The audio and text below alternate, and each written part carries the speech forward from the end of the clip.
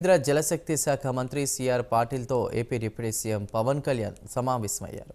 ఈ సందర్భంగా రాష్ట్రంలో జలజీవన్ మిషన్ అమలుపై చర్చించారు. జేజేఎం నిజమైన స్ఫూర్తిని సాధించాలంటే దీర్ఘకాలిక నిలకడతో ఉన్నటువంటి వనరుల నుంచి నీటిని సేకరించడం చాలా కీలకమన్నారు. ఆ దిశగా ఏపీలోని కూటమి ప్రభుత్వం పనిచేస్తుందని పవన్ కళ్యాణ్ తెలిపారు. అంతర్జాతీయ ప్రమాణాలకు అనుగుణంగా నీటి సరఫరా, నాణ్యమైన నీటిని అందించాలనే లక్ష్యాలను ఇంకా సాధించలేదని సర్వే ద్వారా తేలిందని తెలిపారు. కూటమి ప్రభుత్వం జేజేఎం స్ఫూర్తిని, లక్ష్యాలను విజయవంతంగా అమలు చేసేందుకు సిద్ధంగా ఉందని తెలిపారు.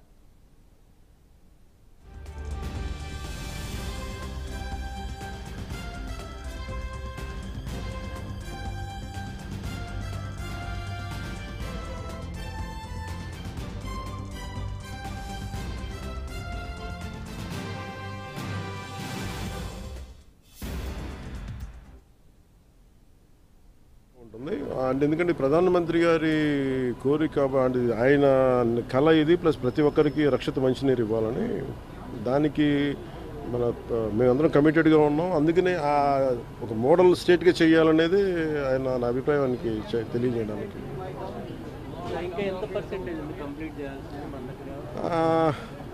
వీళ్ళు ఎలా చేశారంటే అండి, ఫస్ట్ మనకి ప్రాబ్లం ఏమవుద్దంటే, మనం ఇల్లు కట్టినా ఏం చేసినా ముందు అసలు పైప్ లైన్స్ వేయం, సూవేజ్ మన పైప్స్ ఉండవు మన దగ్గర. ఇప్పుడు సమస్య ఏముందంటే, మన దగ్గర వేసిన పైప్ లైన్స్నే మళ్ళీ వీళ్ళు సరిగ్గా ఫ్లో లేదు. డిజైనింగ్ లోపాలు చాలా ఉన్నాయి. ఆ డిజైనింగ్ లోపాలు ఒకళ్ళు కరెక్ట్ చేయాలి. అలాగే మనం అలాగే డిజైనింగ్ లోపాలతో పాటు ముఖ్యంగా ఏంటంటే, ఈ వాటర్ ప్రెషర్ ఒకటి సరిపోవట్లేదు. ప్రతి ఒక్కరు ఇండివిజువల్ హౌసెస్ వాళ్ళు ఓన్ మన మోటార్లు పెట్టి లాగేస్తూ ఉన్నారు. మిగతా ముందుకెళ్ళే వాళ్ళకి రావట్లేదు, కొంచెం హైట్లో ఉండే వాళ్ళకి రావట్లేదు. ఇవన్నీ చాలా పారామీటర్స్ కన్సిడర్ చేసి మనం భవిష్యత్తుకు ఆలోచించాలి. అందుకని వీటి మీద నేను ముందు నుంచి రివ్యూస్ చేస్తున్నప్పుడు నేను ప్రతిసారి ఇదే చూస్తున్నాను.